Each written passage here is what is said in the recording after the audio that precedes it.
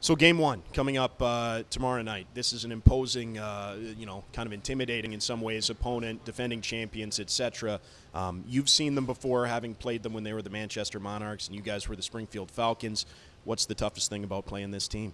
No, but they're a well-balanced team. They got goal scoring. They have good defensive game.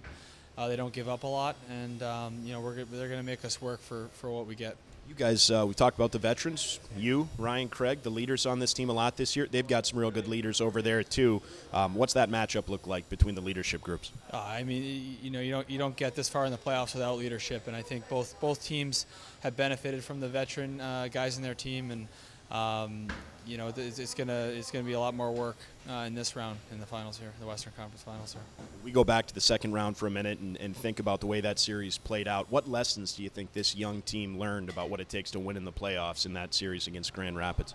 Well, you're never out, and that goes for games and series.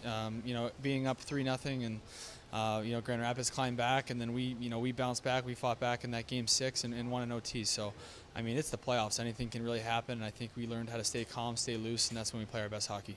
Talked over and over again about how tough it is to prepare for an opponent that you haven't seen in the regular season. How's the coaching staff getting you ready for the rain and for this series? We're trying not to throw too many new things at us, and business as usual.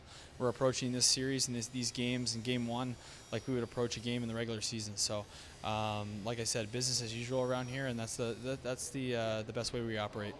Finally, specialty teams are going to be big in this series. They've got a strong penalty kill. You guys in the regular season, one of the best penalty kills in the league.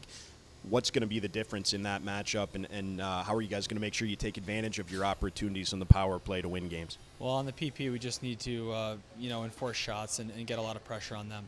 That's always the toughest thing as a penalty killer. When guys get a lot of shots on you, that really can test you. So, as for the PK, we got to outwork them, and overall special teams, you got to outwork the other guys in the ice, and you'll have success.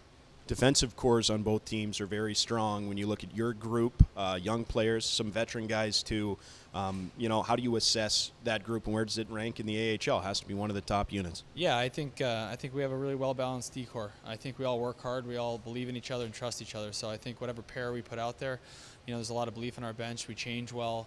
We're unselfish, and I think we're hard to play against. So we got to bring it.